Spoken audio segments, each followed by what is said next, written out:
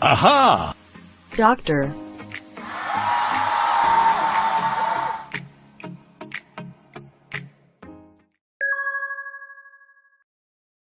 전문의 오상윤입니다. 오늘 시간에는 임신 중 비타민 A 섭취에 대해서 설명해 보도록 합니다.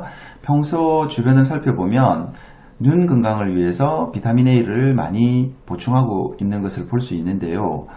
임신 중에도 이러한 비타민 A를 보충하는 것이 좋은 것인지 또 얼마나 보충하면 좋은 것인지 한번 오늘 이 시간 설명해 보도록 하겠습니다. 첫 번째로 임신부 1일 영양소 섭취 기준을 살펴보면 제가 임신 중 영양에 대해서 매번 강의를 할 때마다 이 테이블을 들고 설명을 하는데요. 이 테이블에 임산부가 하루 먹어야 되는 영양소의 기준들이 잘 적혀 있습니다. 오늘 시간에는 비타민 A를 설명하는 시간이니까 비타민 A에 대해서 그 섭취 기준을 설명을 해보면 성인 여자의 경우에는 하루에 650 마이크로그램 복용하라고 되어 있는데 임신 중에는 대략 70 정도 더 복용하라고 되어 있으니까 기억하기 편하게 임신 중에는 대략 하루에 700 마이크로그램 정도의 비타민 A를 보충하는 것이 좋겠구나 라고 이해하시면 되겠습니다.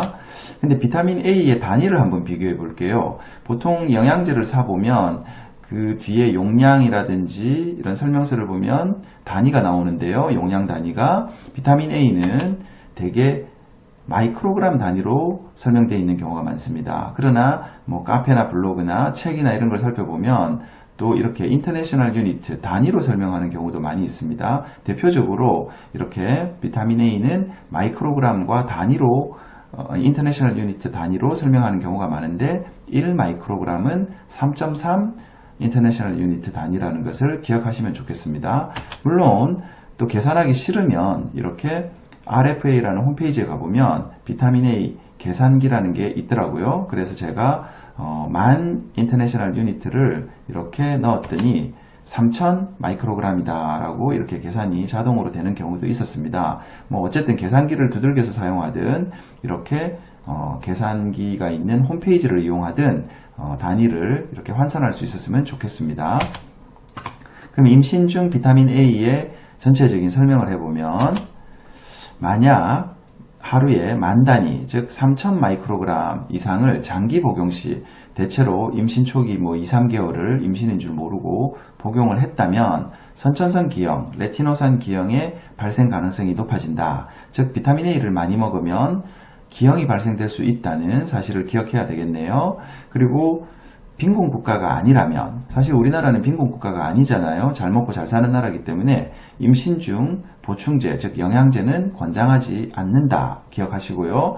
과일이나 야채에 포함된 비타민 A 전구물질 베타카로틴이죠. 이 베타카로틴은 많이 먹어도 기형이 발생되지 않는다. 그러므로 굳이 우리나라 여성의 경우라면 임신 중에 비타민 A를 보충하고 싶다면 영양제로 보충하지 말고 야채나 과일을 많이 먹어서 보충하는 것이 좋겠다. 이렇게 이해하시면 좋겠습니다.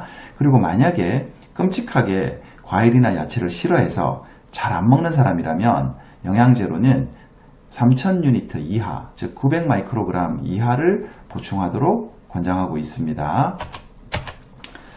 그래서 이제 비타민 A에 대해서 왜 그러면은 보충하지 말아야 되는지 한번 어떤 발표된 논문을 찾아봤어요. 그랬더니 1995년에 미국에서 NEJM 굉장히 의사한테는 유명한 논문이거든요. 이 NEJM에 발표된 내용을 보면 하이 비타민 A, 즉 고용량의 비타민 A를 복용하면 테라토제네시티, 즉 기형이 생기더라 하는 연구 논문을 발표했습니다. 그래서 결론이 영어로 이렇게 써여 있는데 정리를 해보면 1일 만 단위 이상의 고용량의 비타민 A 보충제를 복용하는 여성에서는 기형 발생률이 높다고 판단한다 하고 결론을 내렸어요. 물론 이게 95년 논문인데 이후에 여러가지 대규모 연구에서 고용량을 만 단위 이상 복용하더라도 그렇게 기형을 일으키지 않더라 하는 반대 내용의 논문들도 많이 발표되었지만 어쨌든 이 논문이 발표된 이래로 그래도 안 좋다는 보고서가 있으면 의학에서는 그 안 좋다는 내용을 주로 채택해서 조심하는 게 일반적인 경향이거든요. 그래서 지금도 교과서적으로 비타민 A는 만 단위 이상, 하루에 만 단위 이상 장기 복용하는 것을 금지합니다. 이렇게 가르치고 있습니다.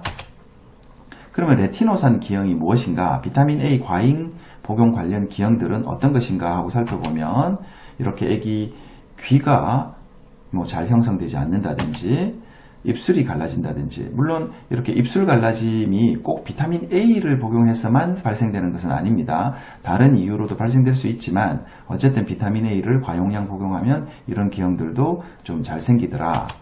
그리고 눈 사이의 간격이 좀 멀어진다든지, 턱뼈가 이렇게 발생이 잘 안 돼서 또는 형성이 잘 안 돼서 턱이 이렇게 뒤로 밀려 들어가는 얼굴의 모양에 이상이 온다든지, 또는 머리 안에 뇌실이라는 것이 있는데요. 머리 안에 뇌실이 확장돼서 뇌가 압박을 받아서 뇌 기능이 떨어진다든지 이런 기형들이 생길 수 있으니까 주의를 한다. 이렇게 설명되어 있습니다.